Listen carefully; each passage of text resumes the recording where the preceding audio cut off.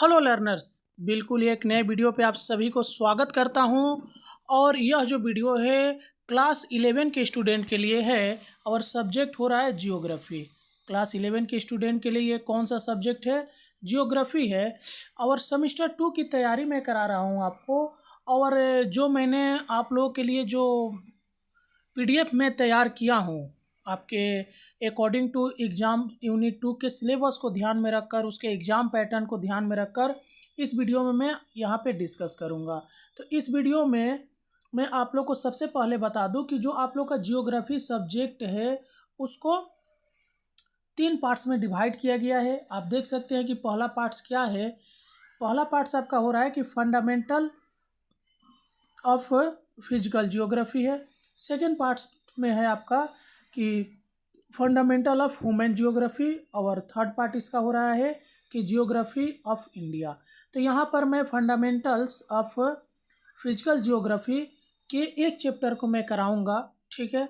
और साथ ही साथ जो सबसे इम्पोर्टेंट आपको बात बता दूँ ना, यदि आप जियोग्राफी का कंप्लीट पीडीएफ चाहते हैं, यानी ये तीनों पार्ट मिलाकर, ये जो आप 1 2 3 देख रहे हैं, ये तीनों पार्ट मिलाकर टोटल आपका 11 चैप्टर हो रहा है जियोग्राफी में।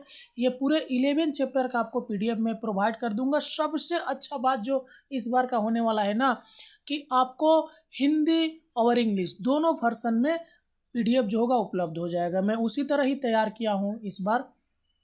पिछले बार क्या हुआ था कि बहुत सारे स्टूडेंट ने कमेंट किया कि सर आप इंग्लिश वर्सन में भी प्रोवाइड करिए, सिर्फ आप हिंदी में देते हैं, हम लोग का भी कुछ करिए। तो दोनों लैंग्वेज में आपको उपलब्ध होगा, हिंदी और इंग्लिश बोथ होगा, ठीक है। वीडियो को लाइक करिए और कमेंट करके बताइए कि आप पश्चिम बंगाल के किस डिस्ट्रिक्ट से इस मेरे वीडियो को देख रहे हैं। तो चलिए फटाफट हम लोग शुरू करते हैं आज का वीडियो। जो आज हमारा जो चैप्टर है फिजिकल जियोग्राफी से जुड़ा हुआ एक चैप्टर है, कंसेप्ट ऑफ आइसो स्टेसी, ठीक है, और जिसका हिंदी में नाम हो गया भू संतुलन की अवधारणा। तो चलिए देख लेते हैं। यहाँ पर जो है हिंदी और इंग्लिश दोनों में ये ऐसे क्यों तैयार किया गया है। यहाँ पर आप देख रहे हैं कि आपका जो चैप्टर माने पहला पार्ट्स हो रहा है, जो इसको हम लोग कवर करेंगे, इसमें 2 मार्क्स के प्रश्न आएंगे, 3 मार्क्स के आएंगे और 5 मार्क्स के आएंगे। तो यहाँ पर मैं 2 और 3 मार्क्स वाले जो प्रश्न है इस चैप्टर से रिलेटेड किस तरह से आ सकते हैं आपके यूनिट 2 में, उसको मैं इसमें कवर कराऊंगा। और यदि आप इसका पीडीएफ चाहते हैं तो इस वीडियो के डिस्क्रिप्शन में मेरा व्हाट्सएप नंबर दिया गया है, वहां से जुड़कर कुछ टर्म्स एंड कंडीशन पर आपको पीडीएफ जरूर प्रोवाइड किया जाएगा। तो ठीक है, चलिए शुरू करते हैं फटाफट आज के वीडियो को बिना वक्त गवाए हुए। तो देखिए हमारा जो पहला क्वेश्चन हो रहा है इसमें क्या दिया हुआ है। मैं हिंदी को लेकर चलूँगा, इंग्लिश वाले आप समझ लीजिएगा अपने से कि व्हाट इज आइसोस्टेसी, यानी आइसोस्टेसी क्या है, यानी भू संतुलन क्या है।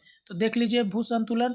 तो आइसोस्टेसी वह सिद्धांत है जिसके अनुसार पृथ्वी की शिला स्तर गुरुत्वीय संतुलन में है, जो इसके नीचे के अर्ध तरल एस्थेनोस्फेयर का पर तैरता है और मोटाई और घनत्व में भिन्नताओं के अनुसार समायोजित होता है। चलिए दूसरा देख लेते हैं कि डिफाइन आइसोस्टेटिक एनोमोली, ठीक है, यानी आइसोस्टेटिक विसंगति को परिभाषित करें।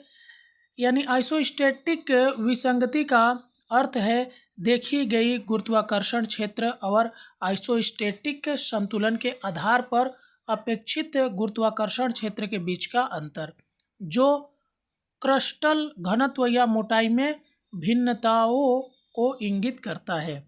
आगे देख लीजिए।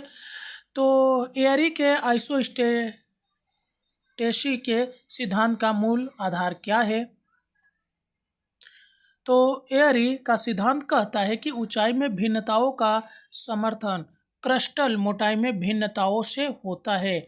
उच्च ऊंचाइयों की गहरी जड़ें होती है जो मेंटल में फैली होती है। आगे देख लीजिए कि प्रैट के आइसोस्टेसी के सिद्धांत में क्या प्रस्तावित किया गया है। तो प्रैट का सिद्धांत कहता है कि क्रस्ट की ऊंचाई घनत्व में भिन्नताओं द्वारा निर्धारित होती है। कम घनत्व वाले क्षेत्र में अधिक ऊंचाई होती है। आगे देख लीजिए। एयरी और प्रैट के सिद्धांत अपनी अवधारणाओं में कैसे भिन्न है? तो एयरी समान घनत्व के साथ भिन्न मोटाई को मानता है, जबकि प्रैट समान मोटाई के साथ भिन्न घनत्व को मानता है। आगे देख लीजिए, आइसोस्टेटिक समायोजन क्या है? तो आइसोस्टेटिक समायोजन वह प्रक्रिया है जिसके द्वारा पृथ्वी की क्रस्ट सतह के भार में परिवर्तन पर प्रतिक्रिया करती है, या तो भार हटाने पर उठती है या भार जोड़ने पर डूबती है। आगे देखिए कि पोस्ट ग्लेशियल रिबाउंड का एक उदाहरण बताइए। तो पोस्ट ग्लेशियल रिबाउंड स्कैंडिनेविया जैसे क्षेत्रों में होता है, जहां भूमि अभी भी बढ़ रही है, क्योंकि पिछले आइस एज के बाद विशाल बर्फ की चादर के कटने के कारण, जिसके परिणाम स्वरूप लगातार ऊपरीकरण होता है। आगे देख लीजिए कि आइसोस्टेटिक समायोजन में क्षरण की क्या भूमिका है। यानी क्षरण क्रस्ट पर वजन को कम करता है, जिससे यह सामग्री हटाने के बाद एक नए संतुलन की खोज में ऊपर उठता है। आगे देखिए कि साइमोटोनेजी क्या है। तो साइमोटोनेजी जेनी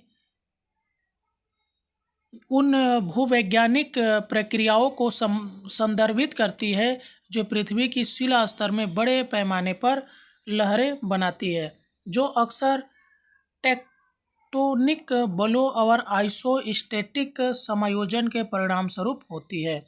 आगे देख लीजिए कि टेक्टोनिक बल साइमोटोनेजी को कैसे प्रभावित करती है।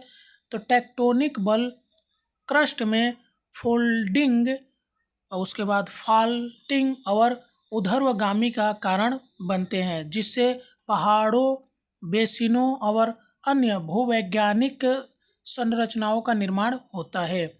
आइसोस्टेटिक विसंगतियों के अध्ययन में गुरुत्वीय सर्वेक्षणों का महत्व समझाइए। तो गुरुत्वीय सर्वेक्षण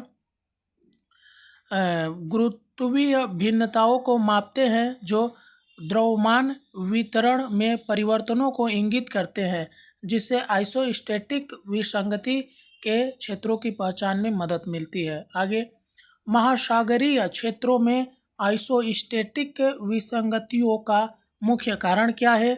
तो महासागरीय क्षेत्रों में अक्सर नकारात्मक आइसोस्टेटिक विसंगतियां होती है, क्योंकि हल्की कम घनी महाद्वीपीय शिलाएं घनी महासागरीय शिलाओं पर होती है।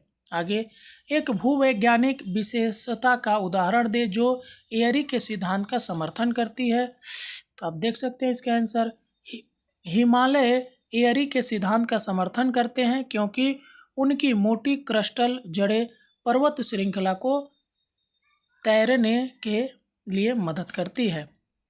अवशेषों का जमाव आइसोस्टेटिक समायोजन की ओर कैसे ले जाता है।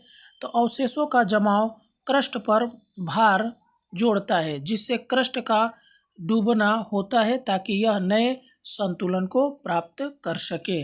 आगे, एंटीक्लाइन्स और सिक्लाइन्स क्या है। तो एंटीक्लाइन्स पृथ्वी की विशाल स्तर में ऊपर की ओर बने फोल्ड होते हैं, जबकि सिक्लाइन्स नीचे की ओर बने फोल्ड होते हैं, जो टेक्टोनिक गतिविधि के दौरान संकुचन बलों द्वारा बनते हैं। आगे, साइमोटोजेनी पर्वत निर्माण से कैसे संबंधित है। तो देख सकते हैं कि साइमोटोजेनी पर्वत निर्माण में योगदान करती है, जो टेक्टोनिक प्रक्रिया के माध्यम से लहरें बनाती है और क्रस्ट को ऊर्ध्वगामी बनाती है। आगे, आइसोस्टेसी में स्टेनोस्फीयर की भूमिका पर चर्चा करें। तो स्टेनोस्फीयर वह अर्ध तरल परत है जो शिला स्तर के नीचे होती है, जो क्रस्ट के आंदोलन और समायोजन की अनुमति देती है। यह आइसोस्टेटिक संतुलन बनाए रखने में महत्वपूर्ण भूमिका निभाती है, क्योंकि क्रस्ट वजन और घनत्व में परिवर्तनों पर प्रतिक्रिया करता है। चलिए अगला क्वेश्चन देख लेते हैं कि जब बर्फ की चादरें पिघलती है तो पृथ्वी की क्रस्ट के साथ क्या होता है। तो जब बर्फ की चादरें पिघलती है तो क्रस्ट से वजन हटा लिया जाता है, जिससे आइसोस्टेटिक रिबाउंड होता है, जिसमें क्रस्ट एक नए संतुलन को प्राप्त करने के लिए उठता है। आगे, आइसोस्टेटिक समायोजन तटीय क्षेत्रों को कैसे प्रभावित करता है। तो आइसोस्टेटिक समायोजन समुद्र स्तर में भूमि के सापेक्ष परिवर्तनों का कारण बन सकते हैं, जिससे तटीय क्षेत्र या तो उभर सकते हैं या डूब सकते हैं, जिससे पारिस्थितिकी तंत्र और मानव गतिविधियों पर प्रभाव पड़ता है। ठीक है, अगला क्वेश्चन देख लीजिए कि कौन सी भूवैज्ञानिक प्रक्रियाएं साइमेटोजेनी में योगदान करती है। तो भूवैज्ञानिक प्रक्रियाएं जैसे टेक्टोनिक ऊर्ध्वगामी डूबना, क्षरण और अवशिष्ट जमाव साइमेटोजेनी में योगदान करती है, जिससे पृथ्वी की शिला स्तर में जटिल लहरें बनती है। तो यहीं पे जो हमारा एसएक्यू टाइप क्वेश्चन था समाप्त होता है। इसके बाद मैं लॉन्ग क्वेश्चन आपको बताऊंगा अगले पार्ट में। मिलते हैं किसी और वीडियो में, तब तक के लिए जय हिंद।